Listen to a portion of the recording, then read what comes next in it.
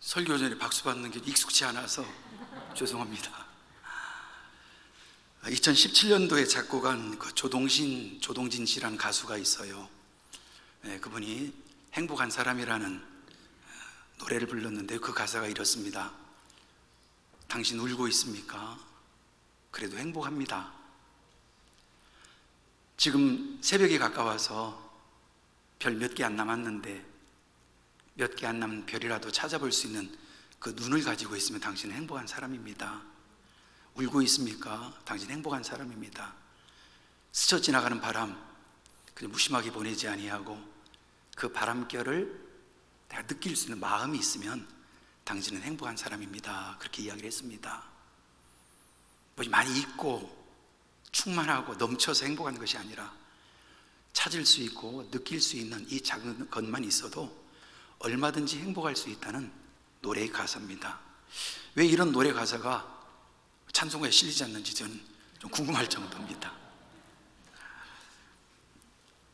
이런 것 없는 사람 없지요.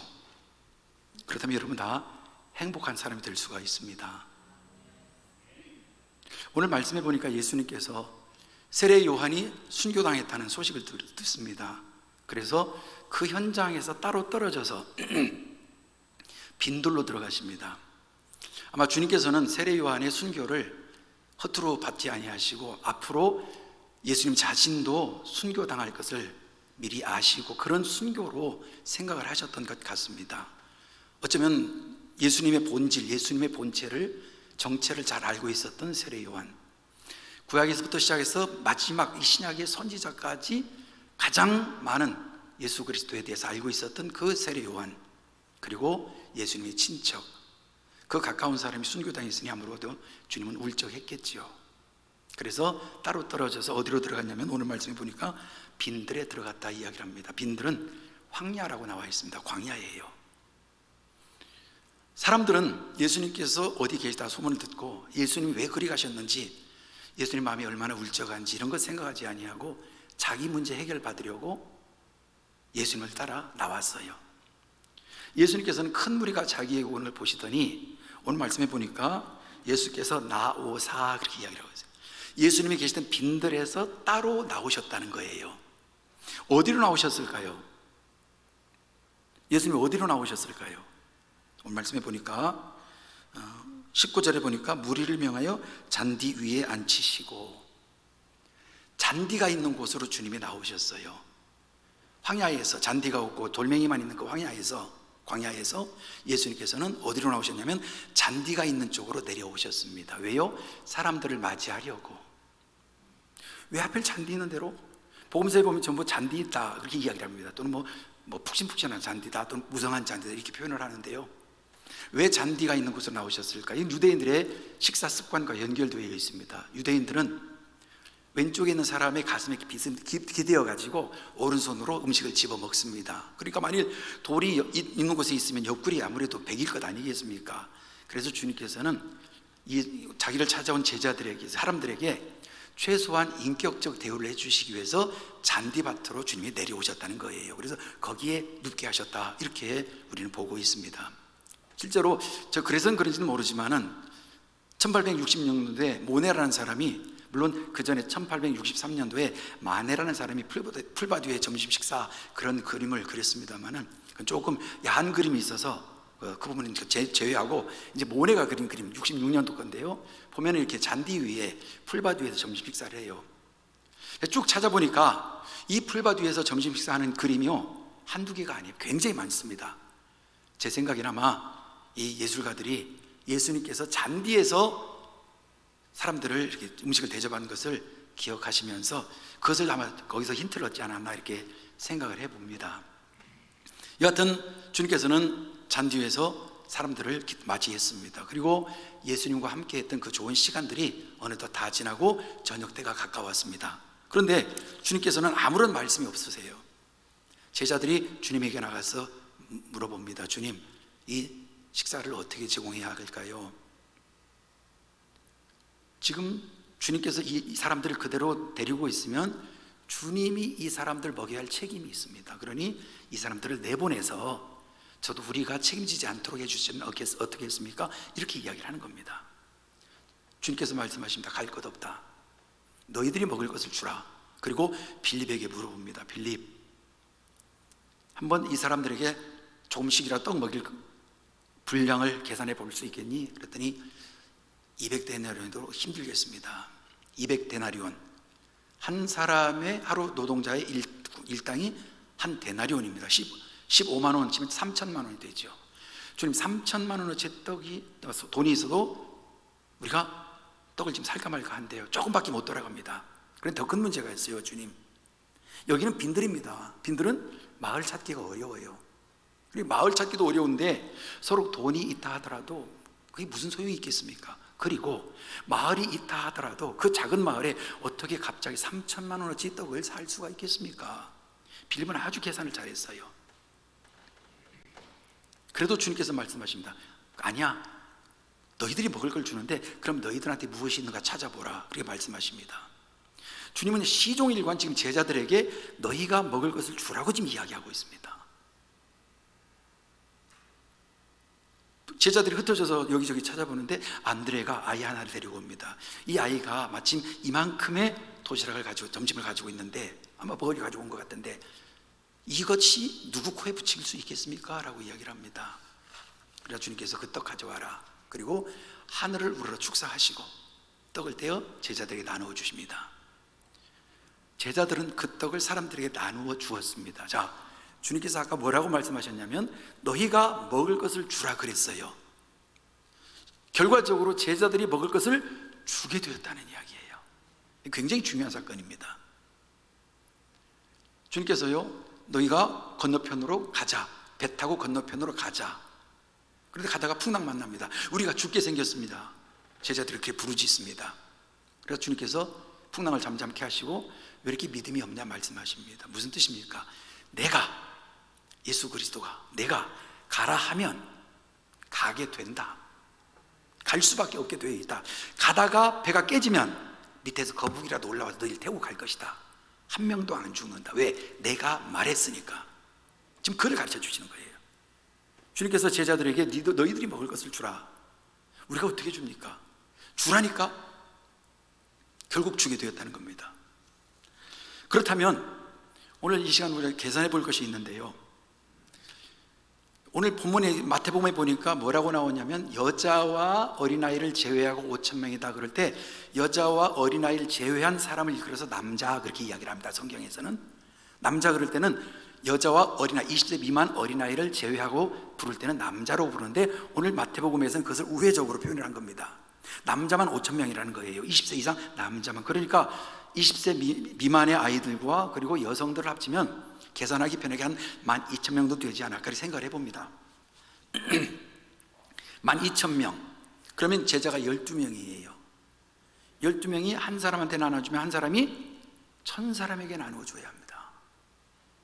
그런데 다른 복음서에 보면 50명씩 앉아라 또는 100명씩 앉아라 이렇게 이야기를 합니다. 100명씩 앉으면 120 그룹이 되겠죠. 팀이 되겠죠. 50명씩 앉으면 240팀이 됩니다. 그럼 제자들이 100명, 자기가 맡은 10그룹, 10개의 그룹에 들어가서 사람들에게 나누어줘야 하는데 역시 10개의 그룹도 100명씩이니까 1,000사람이라는 거예요. 물론 요한복음에 보면 예수님께서 떡을 떼어가지고 사람들 앞에 놔두라 이렇게 표현하는 그런 말씀도 있지만 일단 우리가 계산하기 편하게 한다면 제자들이 주님으로부터 떡을 가져와가지고 계속 나누어줬을 거예요. 한꺼번에 1,000명분은 들 수는 없으니까. 그러면 제자들은 1,000번이나 지금 내가 떡을 나눠주는데 그 떡을 나눠주는 그 순간 또 떡이 생길 것이고 또 생길 것이고 1,000번의 기적에 동참했을 거라는 거예요. 아무리 둔재라도 한 단어를 1,000번 읽고 쓰고 배우면요 다 암송하게 되어 있습니다. 다 암기하게 되어 있어요. 그런데 1,000번의 기적에 동참했던 이 제자들은 그 다음에 주님께서 바로 15장에 가면 7병2여의 기적을 일으키십니다. 7떡 7개와 물고기 2마리로 4,000명이 먹이는 그런 사건이 나오는데 그때 제자들은요 주님께서 똑같은 질문을 하십니다. 야, 너희들 먹을 것을 줘야 할 것 아니냐? 그러자 5,000명, 이 1,000번이나 했던 기적을 가만하게 잊고 우리에게 먹을 것이 없는데요, 우리에게 먹을 것이 없다고 그래요. 마가복음 6장 보십시오. 마가복음 6장 보면 배에 올라 그들에게 가시니 바람이 그치는지라 제자리의 마음이 심히 놀라니. 그 다음에 50절 51절, 이는 그들이 그 떡 떼시던 일을 깨닫지 못하고 도리어 그 마음이 둔하여졌음이 이러라. 배를 타고 가는데 배 타고 건너편으로 갔다가 풍랑 만나서 죽을 확률과 떡 5덩어리로 12,000명을 먹이고 12광주로 남는 것, 어느 게 더 어려운 기적일까요? 배가 파손되면 그래도 살아날 가능성이 있어요. 그러나 떡 5개 가지고 12,000명 먹이는 건 불가능합니다. 근데 그런 모든 걸 잊는다는 거예요. 그렇다면 여러분들은 제가 보니까 한 2-3번만 해도 다 알 수 있을 것 같아요. 제자들보다 훨씬 뛰어난 분들이에요. 훨씬 위대한 사람들이에요. 아마 주님께서요, 이 땅에 오셔서 빛과 소금교회 교인들을 보시고 내 제자 삼았으면 좋겠다 하신 분이 12명 다 있을 거예요. 이들은요, 가르치고 가르쳐도 계속 잊어가고 있습니다. 그런데 주님께서는 이런 참 어리석하고 또는 말씀을 들어도 깨닫지 못하는 우둔한 이런 사람들, 이런 제자들을 버리지 아니하시고 그들을 데리고 계속 일하셨다는 겁니다. 그렇다면 주님께서는 이 제자들이 가지고 있는 그 무엇을 보셨는가? 무엇이 있기 때문에 주님께서는 이런 어리숙하고 우리가 볼 때는 전혀 제자의 자격 조건이 없는 사람들을 끝까지 주님께서는 데리고 가셨는가를 생각해 보자는 겁니다. 그렇다면 오늘 우리에게도 이런 것만 있으면 능히 주님의 기적에 동참할 수 있는 복된 인생 살 수 있다, 그렇게 생각을 해봅니다. 첫 번째로 오늘 말씀에 보면 주님께서는요, 빌립이라는 사람한테 먼저 대화를 하십니다. 이 사복음 전체를 보면 빌립에게 먼저 물어보셔요. 아까도 말씀드렸지만 빌립은 머리로 계산하는 사람이었어요. 실제 자기가 200데나리온이 있었던 것이 아니라 계산해 보니까 이렇다라는 거예요. 자, 여기서 우리가 한 가지 알 수 있는 것은 주님께서는 직접 내가 몸으로 뛰지 아니한다 하더라도 머리로, 생각으로, 마음으로 그 일에 관심을 가지고 있으면 주님께서는 그 기적에 동참시키는 그런 일들을 하시는 분이시더라라는 겁니다. 우리는 종종 그런 말을 많이 해요. 몸으로 봉사해, 진짜 봉사다. 맞아요. 그런데 몸으로 봉사 못할 분들이 계셔요. 예를 들어서 말을 잘 하지 못하는 분이 어떻게 찬양대에 설 수 있겠습니까? 몸이 아픈데 어떻게 나와서 봉사할 수 있겠습니까? 그럴 때는요, 머리로라도 생각으로라도 그 일에 동참하라, 그런 이야기입니다. 주님께서는 왜 빌립에게 하필 말씀을 하셨을까? 하필 빌립일까? 우리가 생각해 볼 필요가 있습니다. 사도행전 1장 13절 말씀에 보면 예수님의 그 승천을 보고 난 그 제자들이 모여있는 그 집안에 그 제자들을 소개하는 장면인데요, 그들이 유하는 다락방으로 올라가니 베드로, 요한, 야고보, 안드레와 빌립, 도마와 바돌로메, 마테와 및 알페의 아들 야고보, 셀롯인 시몬, 야고보의 아들 유다가 다 거기 있어. 제자들의 이름이 쭉 나열되어 있는데 이게 4개의 그룹으로 나눠져 있어요. 다시 한번 띄워주십시오. 거기 보면 와라는 말이 있어요. 와라는 말이 있죠. 보니까 베드로, 요한, 야고보, 안드레, 와. 그러니까 베드로, 요한, 야고보, 안드레가 제1그룹이에요. 최측근입니다. 주님께서는 어떤 일을 하실 때 주로 이 4사람 중에 4사람 전부 다 또는 4사람 중에 몇 명을 함께 꼭 동행하시고 일을 같이 하셨어요. 최측근, 제1그룹이라 볼 수 있습니다. 그 다음에 빌립, 도마와. 빌립, 도마는 최측근은 아닌데 예수님과 몇 번 대화는 나누었던 제자들입니다. 그 다음에 바돌로메는 이제 나다니엘이라는 사람이라고 이렇게 많이 이야기를 합니다만은, 바돌로메와 마테, 이거는 주님께서 그들을 특별하게 부르신 장면이 나와 있는 제자입니다. 하지만 이들과 주님께서 대화를 했던 그런 말을 쓰면 거의 나오지 않습니다. 그 다음에 알페의 아들 야고보, 셀롯인 시몬, 야고보의 아들 유다가 다 거기 있어요. 이 사람들은 제자들 이름을 소개할 때만 나와요. 어떻게 부름을 받았는지, 무슨 대화를 하셨는지 전혀 그런 게 나와 있지 않습니다. 주님께서 빌립에게 말씀하셨다는 것은, 최측근들을 놔두고 빌립에게 말씀하셨다는 것은 빌립과 같은 사람도 주님께서 사용하시겠다라는 의지를 담아놓은 것이 아닌가, 그렇게 생각을 해봅니다. 빌립이 어떤 사람이었다고요? 머리로, 생각으로, 마음으로 계산하는 분이었던 겁니다. 저희 교회에 다른 교회 다니시다 오신 권사님이 계세요. 이 권사님 진짜 말을 잘하십니다. 근데 목사님, 저는 몸이 좀 불편하고 힘들어서요, 몸으로 일하는 거 정말 못해요. 주방일도 잘 못합니다. 그런데요, 제가 말을 하면요, 사람들이 다 즐거워해요. 다 재미있다고 그래요. 그래서요, 교회에서 다른 지방으로 차를 타고 갈 때는 꼭 이 권사님을 모시고 갑니다. 그 안에서요, 얼마나 재밌는 이야기를 하는지 몰라요. 그 중에 대표적인 이야기가 있었어요. 선녀가 결혼하고 싶어서 금강산에 있는 그 선녀탕으로 내려와서 날개옷을 접어두고 지금 목욕을 하고 있는데 나무꾼이 나타나지 않는 거예요. 감기 걸리게 생겨가지고 이제 날개옷을 입고 나무꾼을 찾아갔어요. 부러 찾아가서 나무꾼을 문을 두드렸더니 나무꾼이 나오는 겁니다. 아이, 당신이 나를 찾아와서 날개옷을 훔쳐야 내가 당신하고 결혼할 것 아니냐, 왜 안 왔냐, 빨리 와라, 왜 안 오냐 그랬더니 이 나무꾼이 당황하듯 하더니요, 머리를 극적이면서 그러는 거예요. 저 잘못 찾아왔어요. 저는요, 금도끼 은도끼 나무꾼이군요. 선녀님이 선녀님 모습 훔친 나무꾼, 저 산 너머에 살고 있는 나무꾼이에요 그러더래요. 뭐 그렇게 하면 사람 다 재미있잖아요. 그렇게 말로. 근데 중요한 것은요, 사람들의 모든 교회 부정적인 것이 말부터 시작하더라고요. 내가 다른 봉사를 하지 못하지만 말과 생각으로, 머리로, 마음으로 여러분들이 그 교회를 봉사할 때 여러분들이 그 말과 생각과 마음과 봉사가 부정적이거나 불평하는 것이 안 될 때 여러분들은 그 주님의 일에 동참할 수가 있다는 겁니다. 놀랍게도요, 누가 보면 신명기 6장 4절 5절 말씀해 보면, 이스라엘 아들아, 우리 하나님 여호와는 오직 유일한 여호와이시니 너는 마음을 다하고 뜻을 다하고 힘을 다하여 네 하나님 여호와를 사랑하라. 마음으로 하나님 사랑할 수 있다잖아요. 마음으로. 오늘 말씀 들으시고 나는 앞으로 마음으로 사랑할 거야, 몸은 안 할 거야, 그러지 마시고 마음으로 밖에 사랑할 수 없는 처지에 있는 분들은 마음으로 사랑하라는 거예요. 주님께서는 이런 자세를 가지고 있는, 그 일에 직접 동참하지 못하지만 주님을 사랑하는 마음을 가지고 있고 생각으로라도 그 일에 동참하고 있으면 주님께서는 쓰고 있다라고 이야기하십니다. 말이라도 예쁘게 해야지요.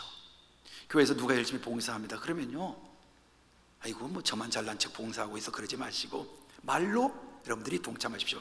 아, 열심히 수고하시네요. 그리고 돈이 없잖아요. 그러면 옆에 있는 좀 부자 권사님이 누구 계시면 가서 이야기해 주시는 거예요. 아, 저분들 수고하니까 빵이라도 좀 사다 드려. 이렇게 해요. 이게 주님의 일에 동참하는 거예요. 주님은 이런 제자들을 지금 사용하고 계셨다라는 이야기입니다. 남성교회원들 교회 일에 참여하는 게 참 어렵습니다. 왜냐하면 일을 해야 하니까.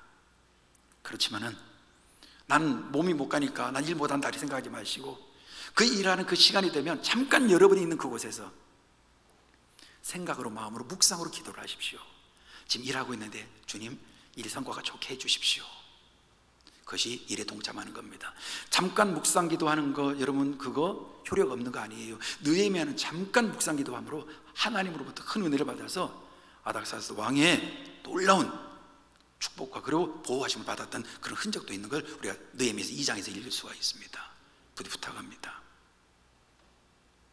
생각으로, 말로, 머리로, 마음으로 주님의 일에 동참하십시오. 주님의 일을 여러분들이 사랑하십시오. 그 일 하는 사람들을 격려하십시오. 이것이 오늘 우리가 빌립과 같은 존재를 통해서 하나님께서 일하시는 방법에 동참하는 내용입니다. 두 번째로 안드레와 같은 사람들, 이런 사람들은 자신이나 누군가에게 남아있는 작은 것이라도 찾아주는 사람, 바로 찾아주는 사람을 통해서 주님께서는 이 사람들과 함께 기적을 일으키신다라는 겁니다. 혹시 나는 다른 재주도 없고 능력도 없고 또 물질도 없고 아무것도 없어서 교회 일 못해 라고 말하지 마시라는 거예요. 여러분들이 손에 가진 것이 없어요. 그러면 누군가를 여러분들이 주님에게 데리고 오셔서 일을 하시면 되는 거예요.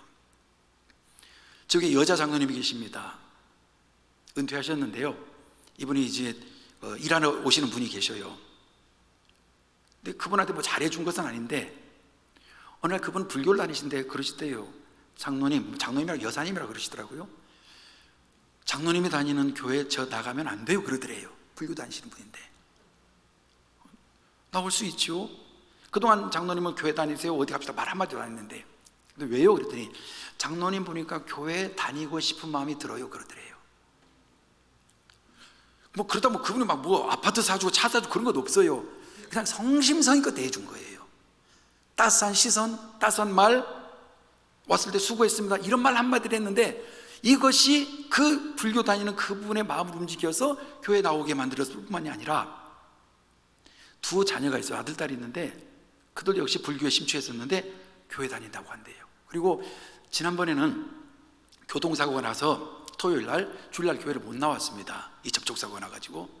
그러자 그 아들이 그러더래요. 불교 다니던 아들이, 어머니 운전 좀 조심스럽게 하세요. 어머니가 교통 접촉사고 나가지고 주일날 교회 못 갔잖아요. 그러더래요. 주님은 그런 사람들을 통해서 일하시더라는 거예요.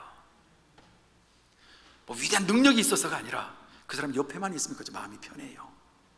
그 사람 같이만 있으면 당신이 믿는 예수님 나도 믿고 싶은 마음이 들어요. 당신 어떻게 그렇게 살아왔어요? 이런 질문하고 싶다는 거예요. 그런 일들을 통해서 우리 주님께서는 일하고 계신다는 겁니다. 여러분, 사울이 교회를 핍박하다가 예수 그리스도를 만납니다. 그런데 아무도 사울이 회심했다는 것을 믿어주지 않습니다. 혹시 가짜로 회심했다고 해서 지금 예수 믿는 사람 찾아내서 박해하고 죽이려 하는 것은 아닌가? 그때 아니다, 저 사울이 진짜 회심한 사람이다 라고 보증서 쌓은 사람이 누구냐면 바로 바나바예요. 바나바가 안디옥에 있는 교회를 담당하게 됐습니다. 그런데 바나바가 혼자 교회를 담당하는 것이 아니라 일부러 저 직가에 있는 사울을 찾아갑니다. 그리고 사울을 데리고 와요. 그리고 안디옥 교회에서 둘이 1년간 같이 합동 사역을 합니다. 그 합동 사역을 한 결과 1년 후에 안디옥에 있는 사람들이 안디옥 교회를 다니는 사람들을 향해서 뭐라고 부르냐면 사도행전 11장 25절 26절에 나옵니다. 바나바가 사울을 찾으러 다소에 가서 만남에 안디옥에 데리고 와서 둘이 교회에 1년간 모여 있어 큰 무리를 가르쳤고, 제자들이 안디옥에서 비로소 그리스도인이라 일컬음을 받게 되었더라. 이때 이 그리스도인이란 이 단어는 크리스티아누스라고 이야기를 합니다.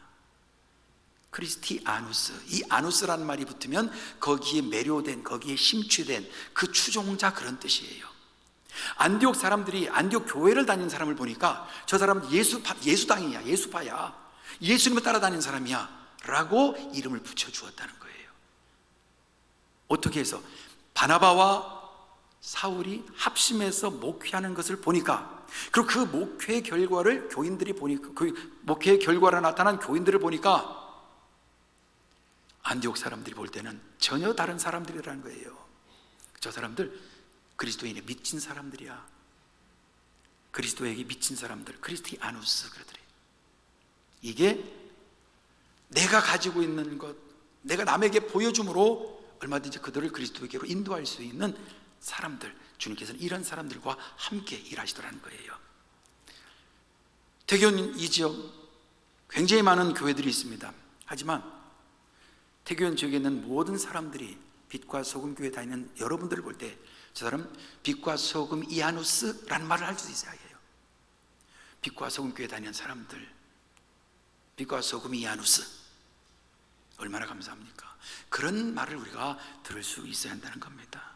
더 놀라운 것은요, 암드레는 한 끼 식사를 가진 아이의 그 식사를 가져와 주님께 드렸어요. 생각해 보십시오. 12,000명이 그 아이가 가져온 음식, 식사의 질과 양 똑같이 받아 먹었어요. 만약 이 아이가 김치찌개 가져왔으면 12,000명이 전부 김치찌개 먹었어요. 햄버거 가져왔으면 전부 햄버거 먹었을 거라는 거예요. 오늘 저와 여러분들이 가지고 있는 것이 하나님께서 사용해서 그것으로 하나님께서는 사람들을 배불리시더라는 거예요. 그러니 기왕이면 좋은 것 가지세요. 왜? 내가 가지고 있는 것이 남에게 가는 거니까. 내가 지금 가지고 있는 이것을 하나님께서는 사용하셔서 남에게 줄 것이니까 안 좋은 것 가지고 마시고 좋은 것 가지고 계세요.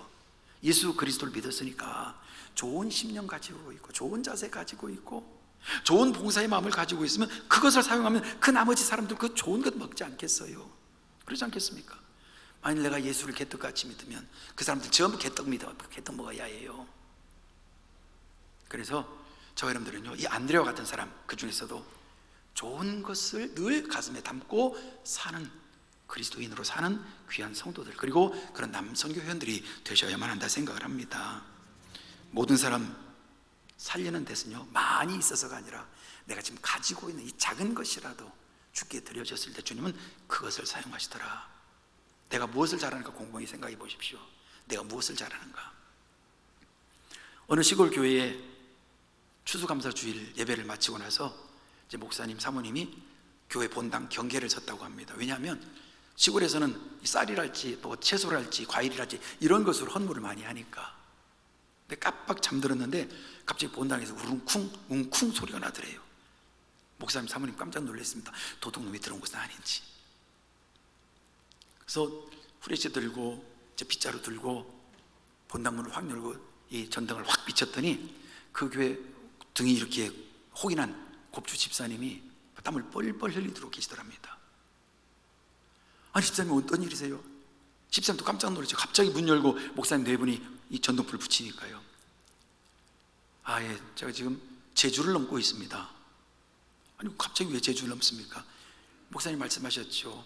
내가 드릴 수 있는 거 드리라고요. 근데 저는 등이 이렇게 혹이 되고 곱살아서 가지고 있는 게 없어요. 그런데 내가 가지고 있고 내가 주님을 기쁘시게 할 게 무엇인가 해보니까 제가 이렇게 어차피 몸이 앞으로 구부러져 있으니까 이게 앞구르를 잘하지 않습니까? 제가 이렇게 앞만 구르면 사람들이 그걸 보고 좋아했으니까 제가 앞 구르면 주님께서 좋아해 주시라고 여기서 지금 계속 앞으로 굴러가고 있습니다. 두룩 굴러가고 쿵 떨어지고 두룩 굴러가고 쿵 떨어지고. 부끄러움? 자존심? 체면? 아니요. 내가 주님께 드릴 수 있는 것 드리면, 내가 가지고 있는, 나만이 가지고 있는 것을 주님께 드릴 수 있다면 우리 주님께서는 그것을 마음껏 사용하신다라는 이야기입니다. 세 번째로 나머지 10제자와 같은 제자들, 이 제자들도 주님께서는 사용하시는데요, 이 제자들은 어떤 사람이었습니까? 지금 빌립하고 안드레가 주님과 대화하는 동안에 나머지 10제자는요 그냥 그 자리에 가만히 서 있었어요. 그 자리에 서 있어 주는 것, 그 자리와 동참해 주는 것, 이것만 있어도 주님의 거룩한 일을 감당할 수 있고 그 기적에 동참할 수 있다 이야기를 하십니다. 지난 11일 주일에 중고동부 헌신 예배를 드렸습니다. 8명이 이제 성가대 따로 있고 뭐 헌금위원 예배원 다 따로 있는데 8명이 특별히 나와가지고 이제 수화 찬양을 했어요. 그런데 맨 저쪽 왼쪽 끝에 서 있는 아이가 정말 수화 찬양을 못해요. 이 기본적인 이것만 알아요. 그 나머지 분도 어떻게 연결되고 이런 거 전혀 몰라요. 그러니까 옆에 보고 따라해요. 그런데 옆에 보고 따라하면 이미 몇 초 늦습니다. 얘는 벌써 지금 다른 동작으로 들어갔는데 얘는 지금 이걸 하고 있으니까요. 본인이 실력 없다는 것, 본인이 잘못한다는 것, 본인이 틀린다는 것 왜 모르겠습니까? 그 모습을 보고 교인들이 웃습니다. 물론 다정하고 따뜻하게 웃어주지만 그 학생이 받아들일 때는 어쩌면 너 왜 이렇게 못하냐, 왜 나왔어, 이렇게 비난의 웃음으로 들렸을지도 몰라요. 하지만 이 학생 꿋꿋하게 그 일을 해냈습니다. 나중에 물어봤어요. 현강아, 너 수화찬 잘 못하는데 너 왜 했어? 제가 그래요. 그냥 제가 주님께 드릴 거 이거밖에 없어서 이거 드리고 싶어서 서 있었어요. 그냥 서 있는 것 자체가 부끄러움이고 수치고 체면 구기는 일인데 학생들이라고 체면이 없고 학생들이라고 자존심 없겠습니까마는 그는 내가 서 있는 자리에서 주님께 찬송 드리기 원했습니다. 야, 그러려면 차라리 그냥 앉아서 예배드리는 위원 또는 성가대 위원 아니면 헌금 봉헌 위원으로 하지 굳이 이 수화찬양 팀을 나와서 그냥 그게 서 있고 싶어요. 그 자리가 좋아서 그랬어요. 이게 그냥 그 자리에 서 있는 겁니다. 내가 필요한 그 자리에 그냥 서 있는 겁니다. 그러니까 와 계시기만 하면 된다는 거예요. 삼국지에 보면 제갈량이 이제 조조의 군대와 맞서가 싸우려 하는데 오나라 군대와 이제 손고인 군대와 연합을 해서 적벽강에서 화살이 없는 거예요. 자, 제갈공명이 꾀를 냅니다. 안개가 낄 날을 미리 알고 배에다가 허수아비, 또 지프로 허수아비 인형을 많이 세웁니다. 그리고 배를 띄웁니다. 그리고 조조 진영에 가서 기습공격하는 것처럼 괭가리를 울리고 그 다음에 소리를 칩니다. 조조 군사에서는 이 앞이 안 보이니까 안개 쪄서 화살을 쏘아댑니다. 그 화살이 전부 지푸라기에 맞았어요. 그래서 10만 개의 화살을 얻어내고 그 화살을 가지고 여러분 잘 아는 적벽 대전을 일으키는 걸 볼 수가 있습니다. 지푸라기 인형이라도 지푸라기 군사라도 서 있으니까 뭐가 되더라는 거예요. 거기 있으니까 되더라는 거예요. 거기 있으니까. 그러니까 교회가 무슨 일을 한다면 그냥 와 계시기만 해도 돼요. 내가 굳이 같이 손 담그고 이렇게 안 해도 괜찮아요. 그래서 그 자리에 앉으셔서 여러분들이 구경해도 좋으시고 기도해 주셔도 좋아요. 성산교회에 있을 때요, 권사님 한 분이 계세요. 고 권사님이신데, 그분은 교회에서 무슨 예배만 있다면 무조건 다 참석해. 예배만 있다 하면 제주 동남 지역에 있는 이 남성교회 연합 회의가 있게 됐어요. 저희 교회에서, 성산부 교회에서. 남성교회 회원들이 와서 회의를 하는데, 회의 전에 잠깐 경건회를 드리잖아요. 예배가 있다는 소식 듣고요, 이 여자 노 권사님이 맨 앞에 자리에 앉아서 예배 드리는 거예요. 아니, 남성교회 연합회인데, 남성교회 연합회인데 그냥 와야 계시는 거예요. 그것이 가장 소중해요. 왜 초등학교 6학년 때 가장 큰 상을 개근상이라고 하는 줄 아십니까? 그 자리 지키니까. 공부를 잘해서 개근상 주는 거 아니에요. 똑똑해서 개근상 받는 게 아니란 말입니다. 그 자리 지키니까. 나중에 그분 돌아가셨는데 그 빈자리를 보면요, 목회자 가슴이 허전해요. 허전해요. 여러분의 빈자리 채우셔야 할 것이고요, 여러분의 빈자리가 비었을 때 우리 목사님이 바라보실 때요, 허전한 마음이 들 수 있는 그런 귀한 자리를 지키는 교인들이 되셔야 합니다. 우리 그렇게 하셔야 해요. 남은 별을 셀 수 있는 눈이 있으십니까?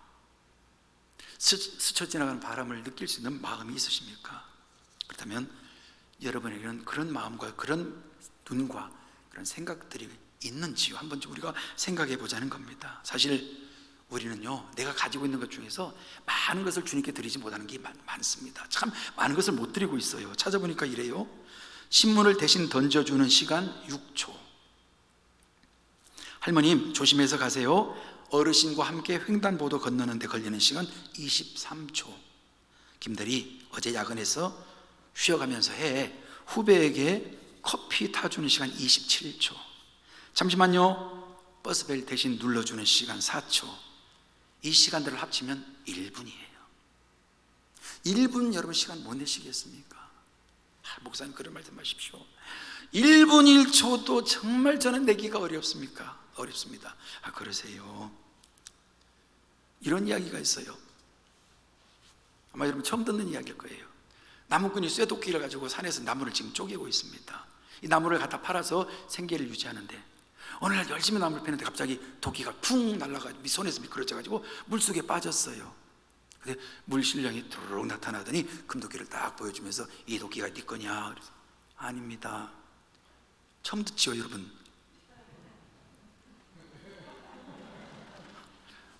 은도끼를 가지고 나와서 이게 도끼 네 거냐? 아닙니다.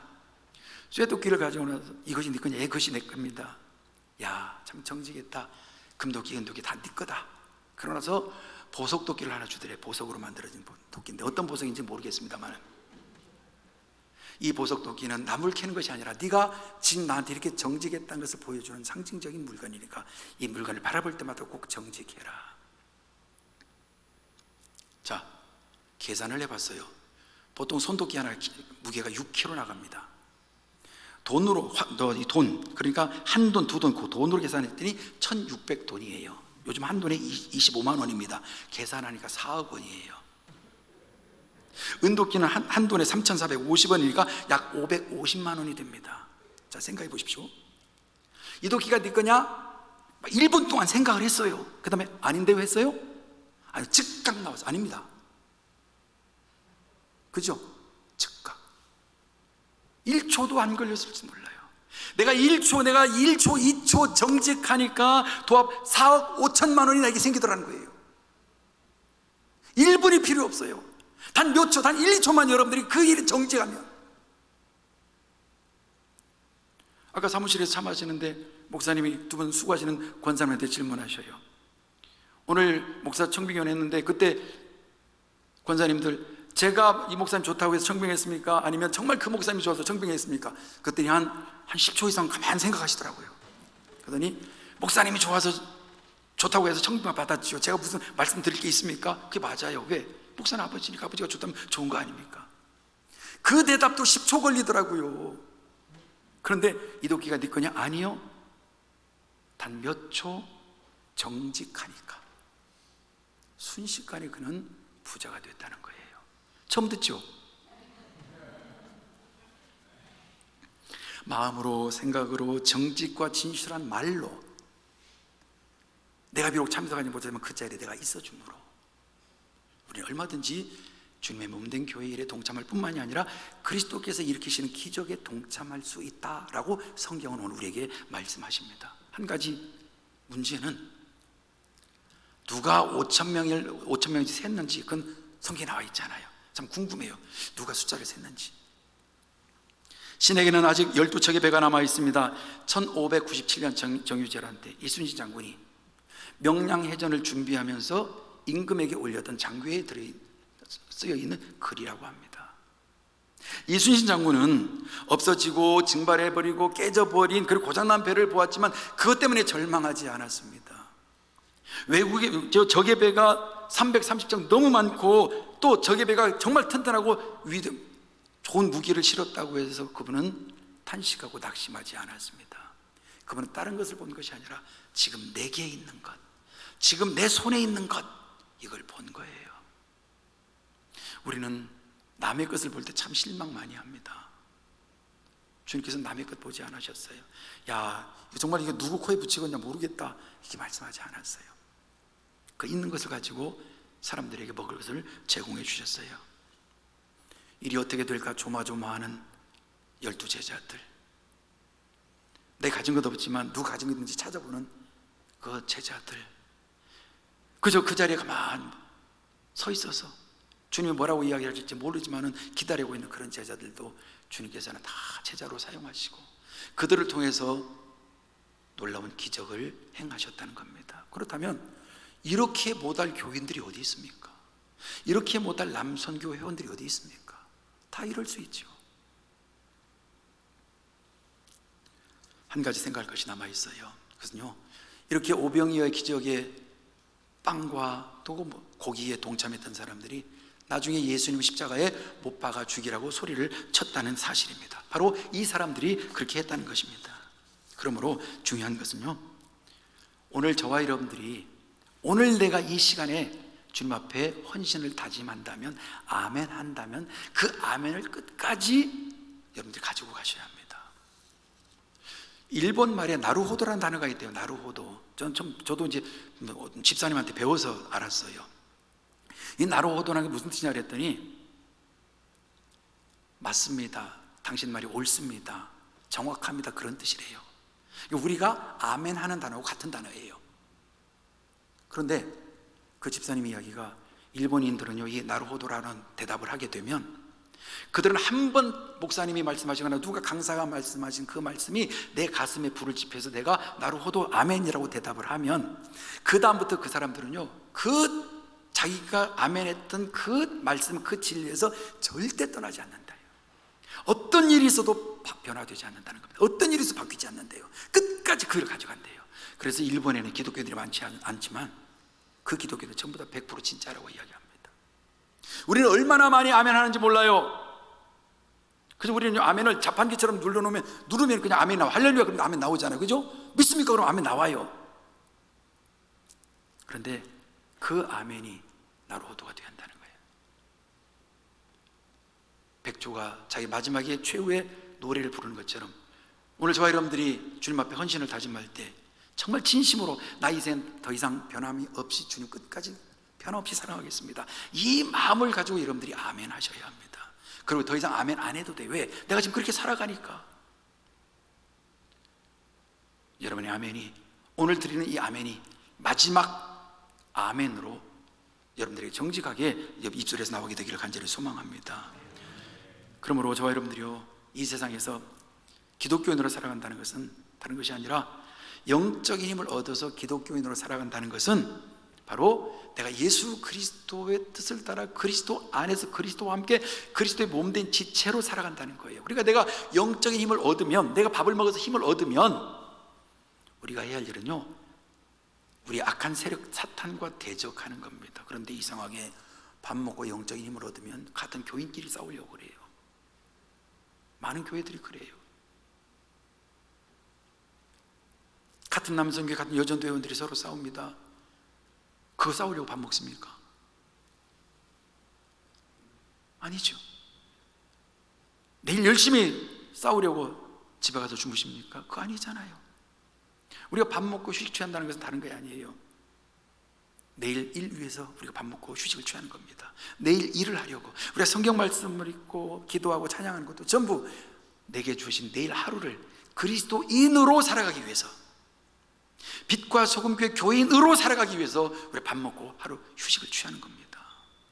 이 일을 저와 여러분들이 목적을 분명히 해야 합니다. 목적을 잃어버리니까 오병이어 동참했던 사람들이 예수님을 죽이더라는 거예요.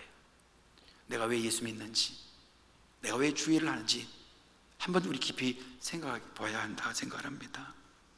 오늘 주 안에서 주님께서 우리에게 말씀하십니다. 우리는요 이런저런 핑계를 대서 주의를 안 하려고 하는데, 오늘 말씀해 보니까 주님께서는 이런저런 일 하지 않기 위해서 핑계 대지 말고 이런저런 일 하려고 어떻게든 핑계를 대라 말씀하십니다. 주의를 할 때 핑계 대서 하지 마시고 핑계 대서 하십시오. 난 이런 핑계가 있으니까 주의를 해야 한다니까, 이러 때문에 나는 주의를 못해요, 나 교회에 동참하지 못합니다 하지 마시고 이러니까 내가 교회를 내가 해야 한다니까 라고 말씀하시라는 거예요. 핑계가 있어서 안 하는 것이 아닌 핑계가 있어서 더 믿으셔야 해요. 코로나가 있기 때문에 우리가 예배를 덜 참석하는 것이 아니라 코로나가 있기 때문에 더 간절한 마음으로 예배를 참석하는 것 마찬가지라는 겁니다. 오늘 주님께서는 이 오병이어 기적을 통해서 우리에게 말씀하십니다. 예수를 믿으면, 나를 믿으면 내 제자가 되지 못할 사람이 없다, 또한 내 기적에 동참하지 못할 사람이 없다 말씀하셨습니다. 그러니 이 모든 일에 하나도 예외 없이 기적에 동참하시고 여러분의 삶이 그래서 기적이 상식처럼 내일 일어나는 그런 은혜의 삶을 사는 우리 복된 빛과 소금 교회의 교인들이 되시기를 간절히 소망합니다. 기도하겠습니다. 하나님 감사합니다. 우리가 어디로 도망가지 못하도록, 핑계대지 못하도록 주께서는 누구나 다 사용하시겠다 말씀하셨으니 그 말씀 의지하여 우리가 주님 앞에 엎드립니다. 우리 진실한 고백이 평생 있는 고백되게 하시고 변화되지 않고 흐트러지지 아니한 고백되도록 축복하시고 우리 남은 삶이 주 안에서 아름다운 그리고 능력이 있는 기독교인의 삶이 되도록 축복하여 주옵소서. 예수님 이름으로 기도 올려옵나이다.